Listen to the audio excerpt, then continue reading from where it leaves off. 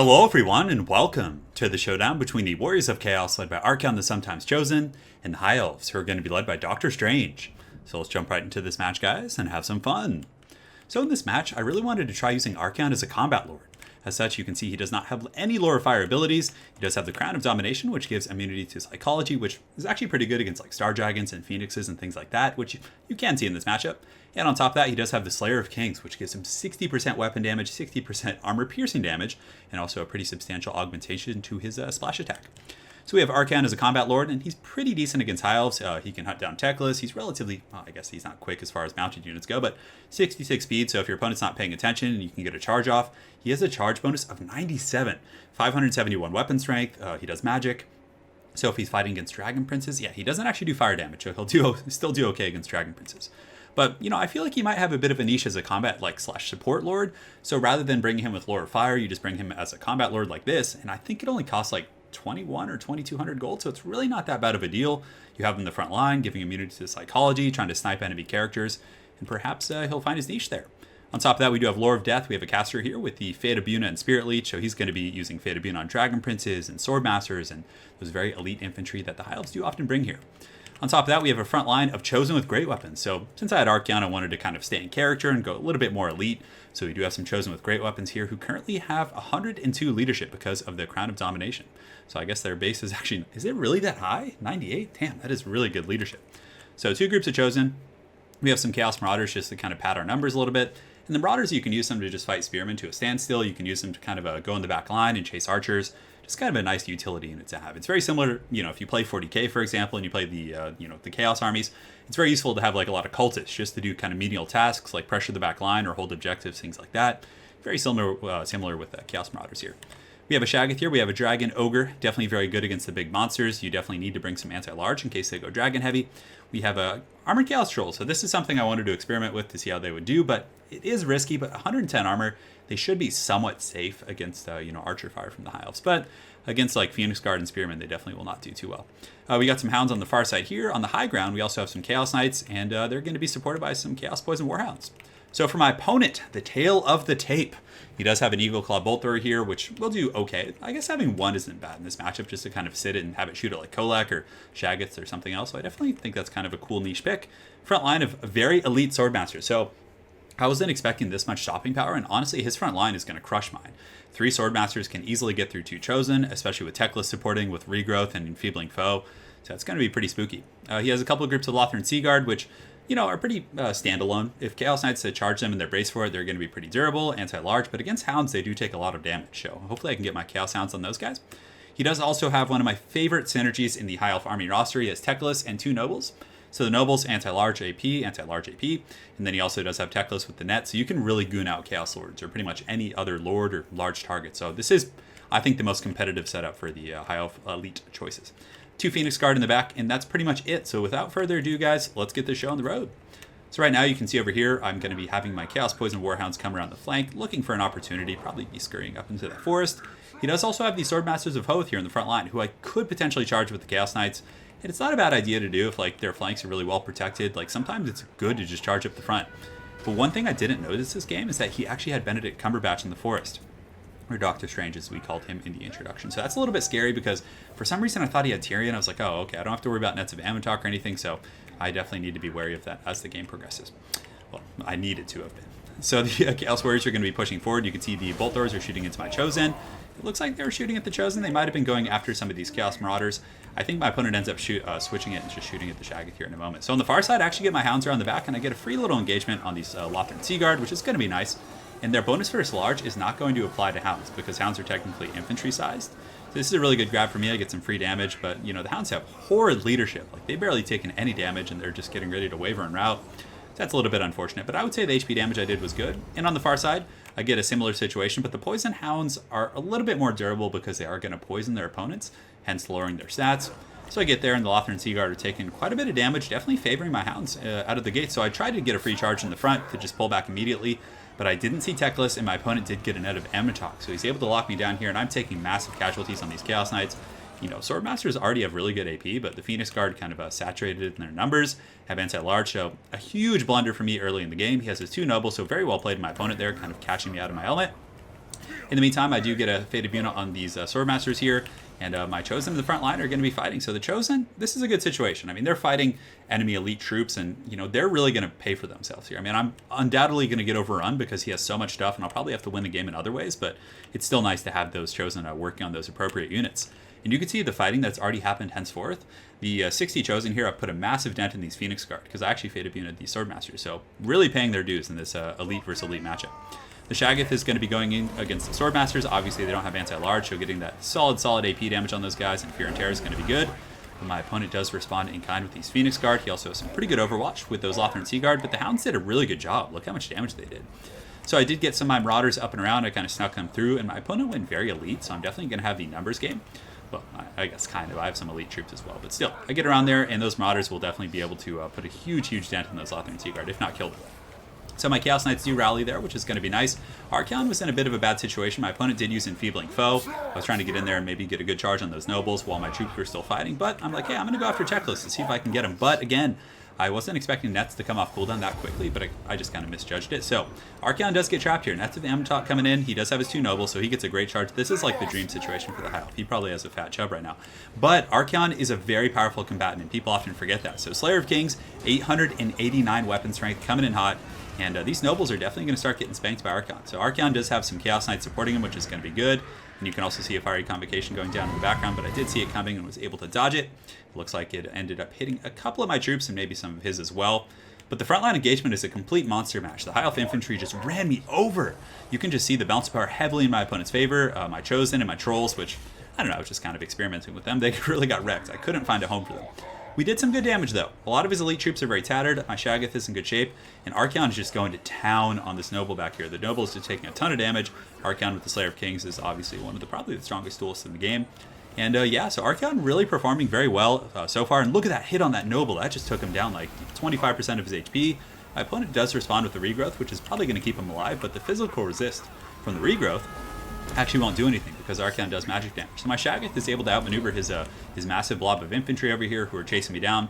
I do get one more Fated unit over here on the Phoenix Guard, which is nice, but we actually routed off one of the nobles, but Archaon and the Shaggoth are now going to be able to have a pretty good little 2v1 situation here, but it was scary because all these Phoenix Guard were coming in, and they do have anti-large, which is great against both these troops. So the noble, very low, he's shaken, 23 leadership.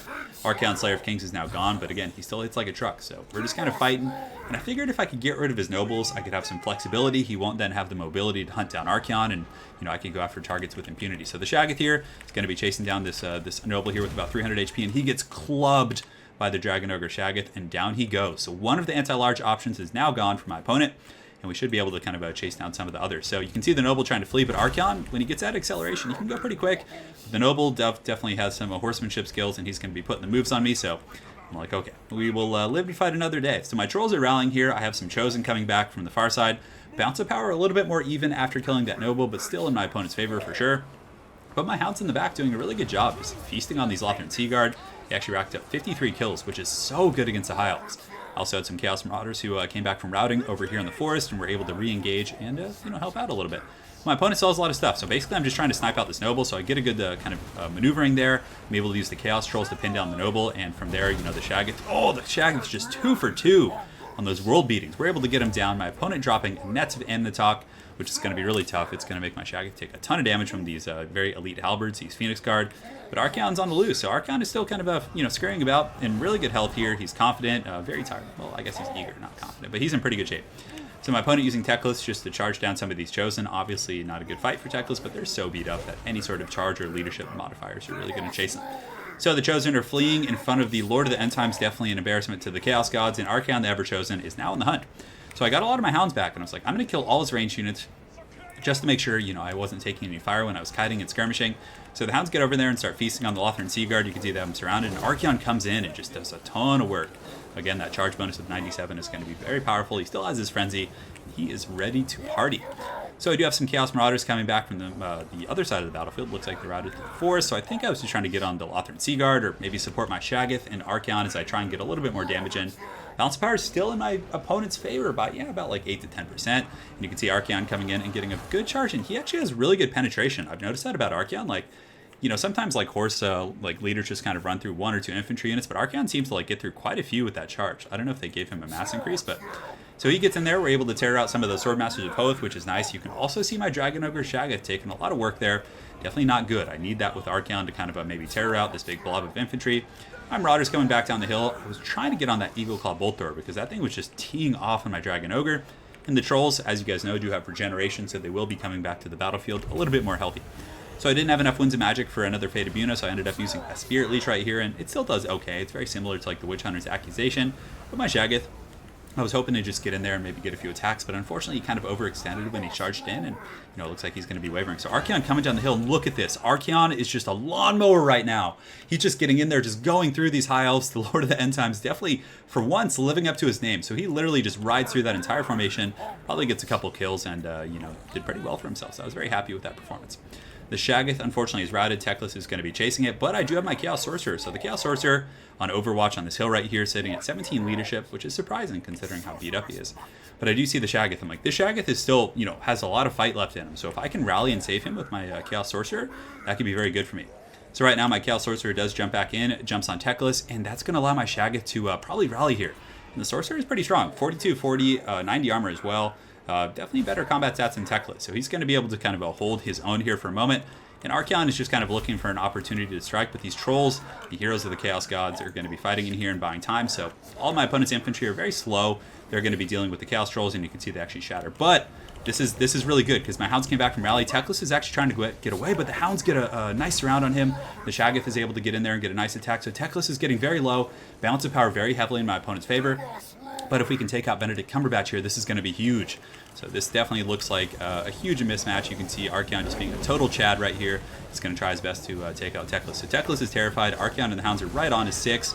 And one more attack. Oh, he's at 13 HP, and down goes Teclis. So Teclis falls to the combined forces of Chaos, to one of the most ancient beings, the Dragon Ogre Shaggoth, and Archaon ever chosen. You can see that all of these Chaos troops, or not Chaos troops, High Elf troops, rushing up the hills. We got Phoenix Guard, we got Swordmaster of Hoeth, a huge elite blob, and I was like, okay, his leadership's dead. Maybe now there's a chance. So I'm going to have to do a little bit of a shake and bake, a little bit of moving and sticking and moving. So Archaon's going to pull back, just trying to get my bearings. So the Shaggoth turns around, covering Archaon's retreat.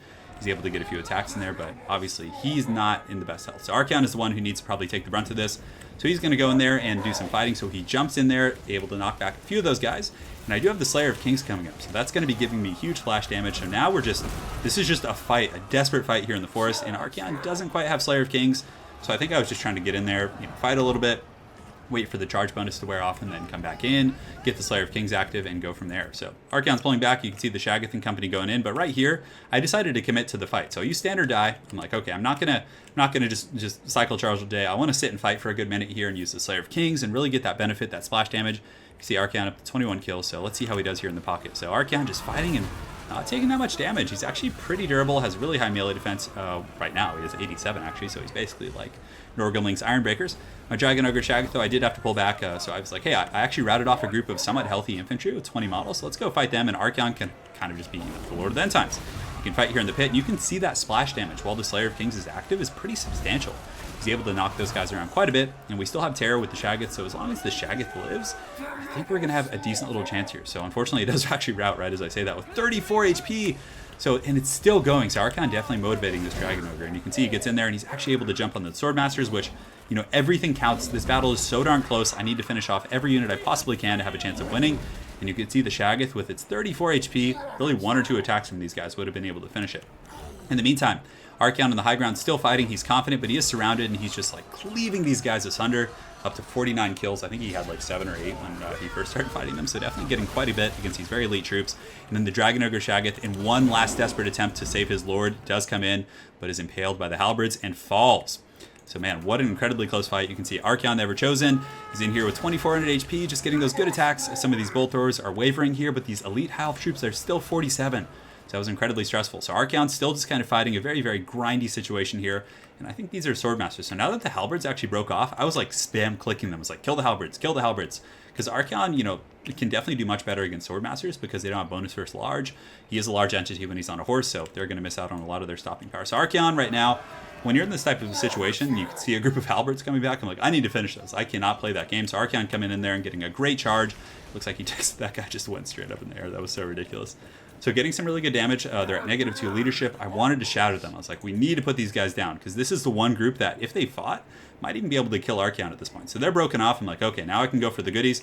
Archaon gets in there and just starts fighting tooth and nail. And you can see the bounce power is still in my opponent's favor, but can Archaon do it? We break the Eagle Claw Bolt Thrower, which is going to have the Friends, I think the Friends fleeing penalty, and the Swordmasters of Hoth actually start to buckle. So the Lord of the End Times, for once, finally living up to his name and doing like a great job. And I felt like he was actually like optimal in that game. He did a great job just whooping on those nobles, just did a ton of damage. And on top of that, he was able to isolate Teclis with the Hounds. And yeah, the Chosen in the front line got monster matched. But I mean, he brought 5 groups of elite high elf infantry, which are already really strong, especially with healing. So I didn't really have a chance in the front line with just 2 Chosen and some Haggard Chaos Trolls. But ultimately, like, Archaon and my leadership did a really, really good job. And my opponent definitely had some amazing plays. I mean, those nets on my Chaos Knights were good. He was able to isolate Archaon a couple times. It was just hog wild. So yeah, very well played to my opponent, the Ever Noob. So that was something funny. When we were having the final duel in the game, he was like, it is the Ever Chosen versus the Ever Noob, which I thought was pretty good. So very well played to my opponent, the Ever Noob. Look forward to running into you again on ladder, and hopefully you guys enjoyed seeing the Warriors of Chaos in action. Have an excellent night, guys, and take care.